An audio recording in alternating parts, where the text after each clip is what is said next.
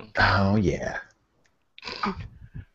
Hi, everybody. Sorry for the delay, but Pacific Gas and Electric out here really doesn't like me, and they want to prevent us from reviewing this film for whatever reason. Hi, welcome to Late Seating. As always, I am Jason, and joining me is my esteemed co-host and co-reviewer, Steve Shives. Say hello, Steve. Hi everybody. Sorry again for the delay. I know a lot of people are looking forward to hear what we feel. Oh, I think we might have lost Jason again. He froze up on me. Hi everybody. So let me actually look and see if this is if we are still broadcasting. I'm not sure how that works. If the host computer actually goes down. Um,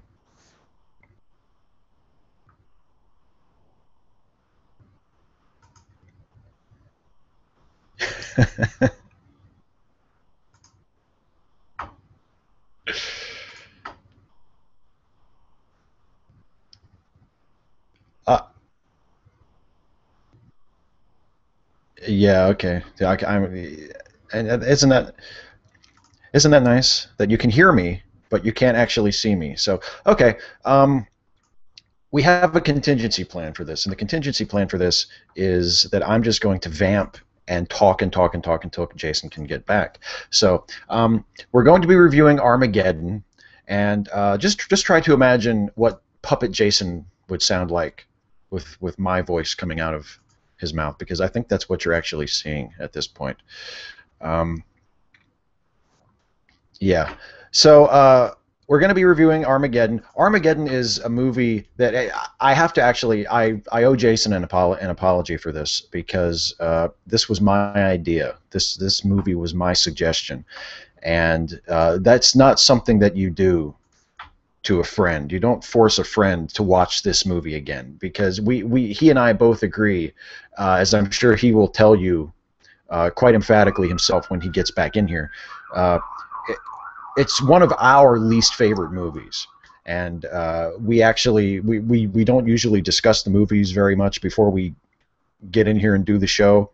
So we were I kind of had an idea that Jason didn't like it, and he kind of he wasn't really sure whether I didn't like it or not, but it turns out we both hate it.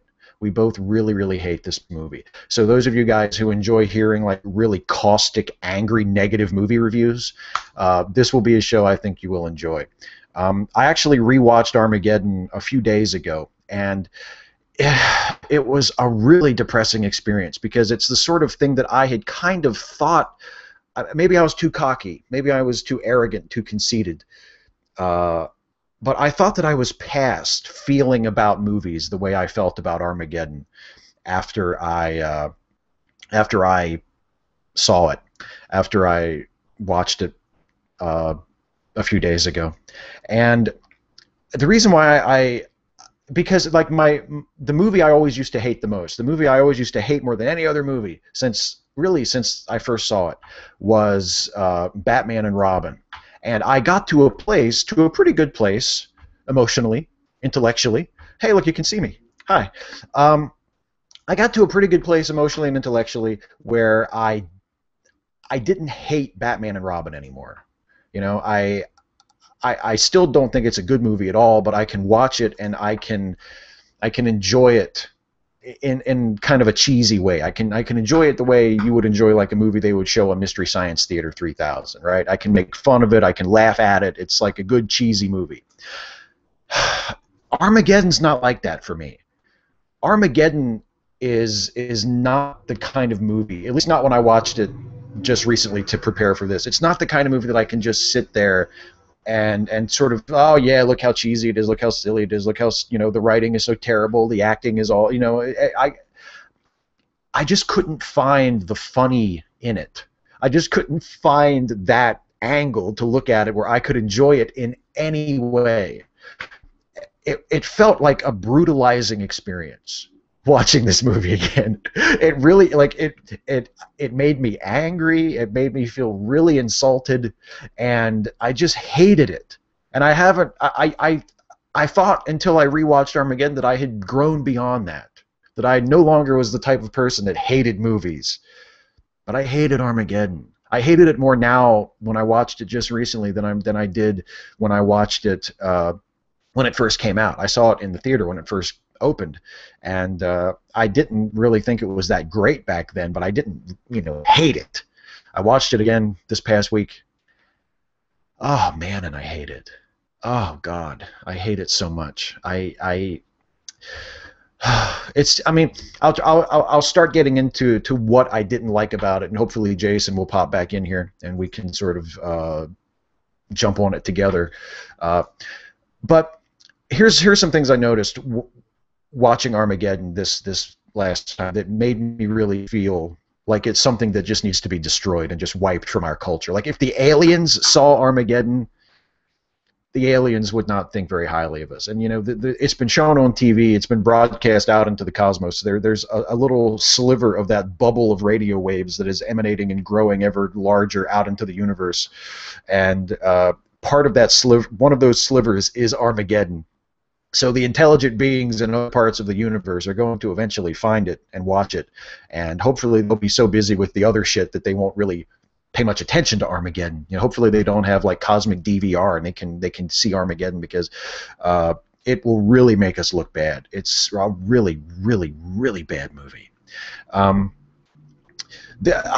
give you. I'll start. I'll try to talk about it while I'm continuing to vamp and kill time here. It's the sort of movie that has no respect for the intelligence of its audience whatsoever. It thinks that everyone watching the movie is just deeply, deeply dumb and needs everything explained for them. It has no control of its tone. It has no sense of continuity. It's really what I really noticed how choppy it was watching it this time. Like it's a really there's very little discipline in terms of the storytelling, in terms of the pacing of when things are happening. We're told early in the movie that they have something like 2 weeks, like 18 days, I think, before the big planet-killing asteroid hits the Earth. Which, by the way, is the premise of the film. For those of you who have not seen Armageddon, the premise of the film is there's a big asteroid about to hit the Earth, and the leaders of the world are aware of this. NASA is aware of this, or at least NASA is aware of it exclusively at first, and that seems a little far-fetched that only NASA would know about this gigantic Texas-sized asteroid heading toward the Earth, and they were somehow able to keep it a secret from the rest of the world until like the last couple of days before it was supposed to hit.